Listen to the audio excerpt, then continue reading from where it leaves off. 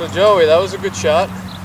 I noticed you hit a 4-iron off the tee. Why did you choose that club? Well, it would have to be like a hard, high putt to get anywhere near the green to play the driver. Okay. I thought it was more high percentage shot just get out of the fairway to about 150 yards. Right. It's a short par 4, so you really want to just get it at 150 or in, to be safe. You can't really go for the green. There's out of bounds on the left-hand side, and you have a net on the right-hand side with a bunker and a tree. So 4-iron was a good choice to use on that. So other than that, that was good. So we're looking at 135 yards in. The pin's up front. The conditions are pretty firm. So I would say short is good, If anything, short is the play here. Slightly short because it's going to bounce. So when you're hitting your ideal shot, what would your ideal shot look like in the air? High fade, high draw. High draw. Can you picture that? Yeah. If you were standing here and you looked out there, could you picture a ball flight in your mind? Yeah. Okay. So for a pre-shot routine, what I like to see you do is do like a little mental rehearsal of that shot, like almost like imagine that shot in your head. As you're doing that, as you get that ball set up, you want to check to make sure it's at the right height, obviously. And then stand behind the ball, pick out your target, and hold your golf club up like this. And what you're doing is on one end of the shaft you want your target, on the other end you want your ball.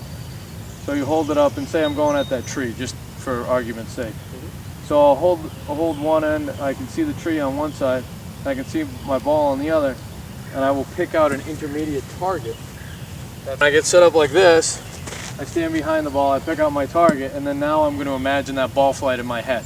How about practice swings? Is that a good part of a pre-shot routine? That's a good part in your mental practice. Is you take a practice swing and you can visualize the ball coming off the club and traveling on the path that you want it to. Okay.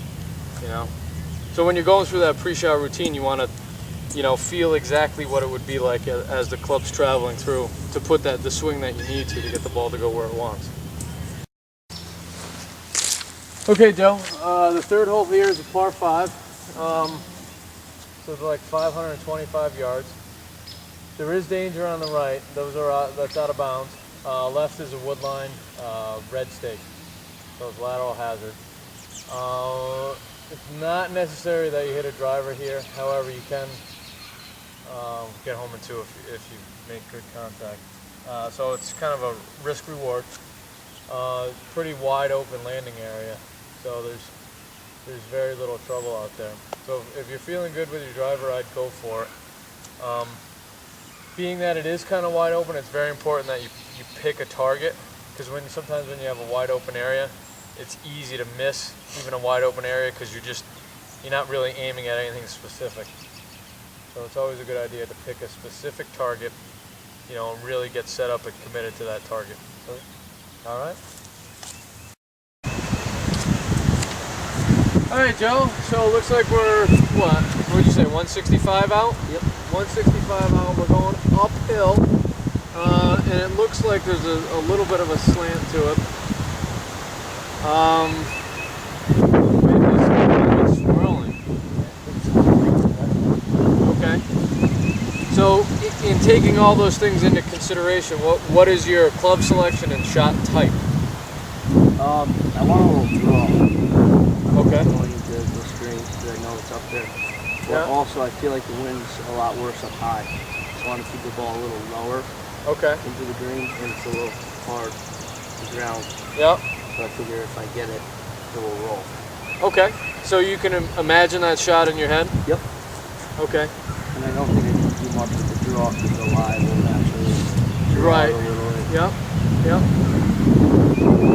Okay. So what I would do is just do a little mental rehearsal of that swing that you need to do that with. Maybe take 1 or 2 practice swings and then pick a target, get set up to it, and execute the shot.